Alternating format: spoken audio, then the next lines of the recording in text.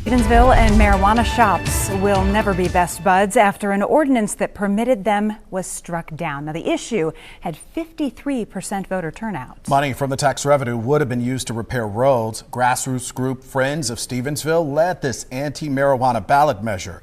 WSBT-22's Paige Barnes talked to council members to find out how they will pay for road repairs in the village now. No pot shops, but still potholes until Stevensville Village Council can come up with an estimated $5 million. For now, those options are grants or raising homeowners' taxes. Friends of Stevensville knew that working to block pot shops in the Ville would take away funding from street repairs. It was worth it to them to possibly prevent issues down the road. They argue there could have been a frenzy of permit requests or being known as a so-called pot stop. They buy pot, they take up the parking spots, they take the money out of the ATMs, and they don't spend another dollar in those towns.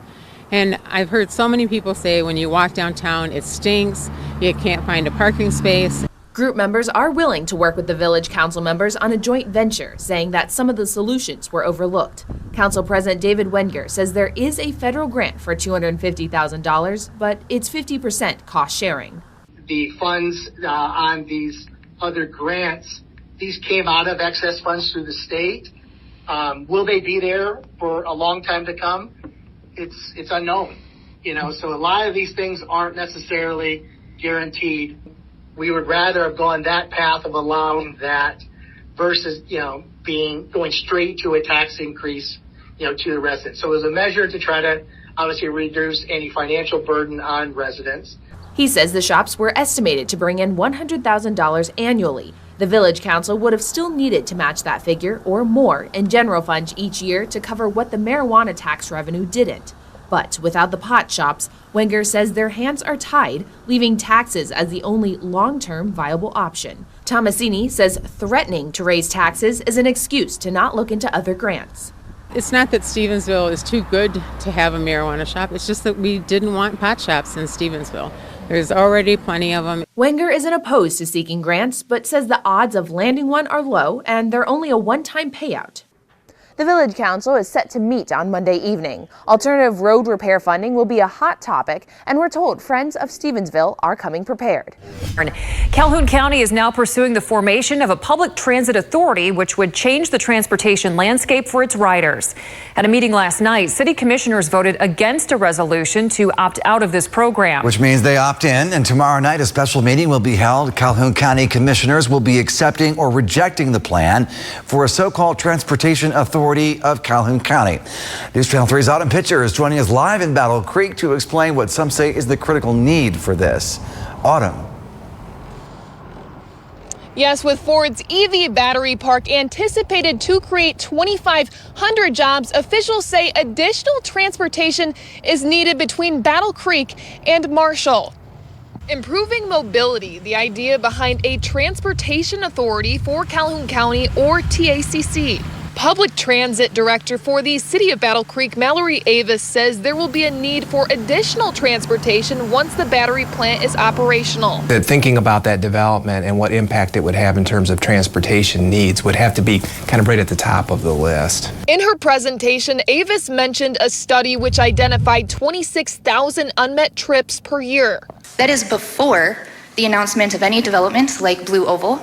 And if we estimate that only 2% of people that would be employed there need transportation, that doubles that number. That's another 26,000 trips per year that would be needed. The goal to provide transportation access to all county residents. Hopefully folks that live out county, for example, who need to get to medical appointments, who need to get to their place of employment, would have an option that doesn't exist today. Dominique Henry, a resident who has ridden the Battle Creek Transit for a year, sees the countywide transportation authority as a benefit. Battle Creek does have a good transit system, but I'm sure people need to go further out. When I asked about driver shortages, Assistant City Manager Ted Deering claims he's not too worried. It would be more demand-based rather than fixed route, and so you might have an opportunity, for example, to draw a larger pool of drivers based on the types of vehicles you were driving. Residents shared their needs. The three hurdles right now are housing, childcare, and transportation. If we want to get people to work and we want to turn the system around, people have to have reliable transportation. Avis says the authority will come with a cost to taxpayers. However, once fully operational, residents will be able to get a ride the same day anywhere in the county that has not opted out. All right, we are covering Michigan's capital tonight, where advocates for abortion access are asking lawmakers to take further steps to expand abortion availability after the passage of Prop 3 last November. Our political reporter Rachel Louise Just brings us the story from Lansing.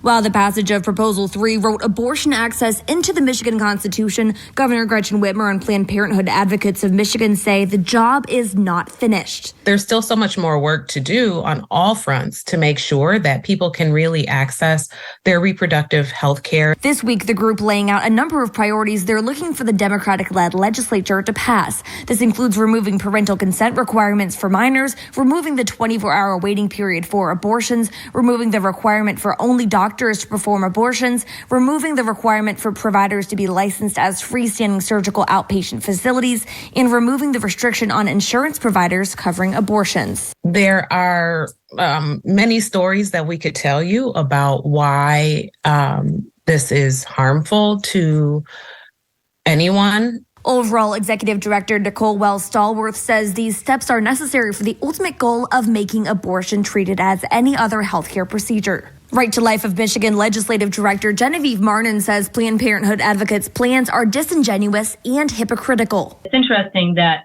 they say that they want abortion treated like any other healthcare procedure, and yet other healthcare procedures require parental consent. And by the way, there are no other surgical procedures you can get in less than 24 hours. Saying she has serious concerns about the proposal to get rid of parental approval for anyone getting abortions under the age of 18. Well, as a parent, I can tell you that I think parental consent is very important. The proposals haven't been formally introduced as bills, but they would be introduced into a Democratic-led legislature. Our goal is to make sure that the laws align with our constitutional rights.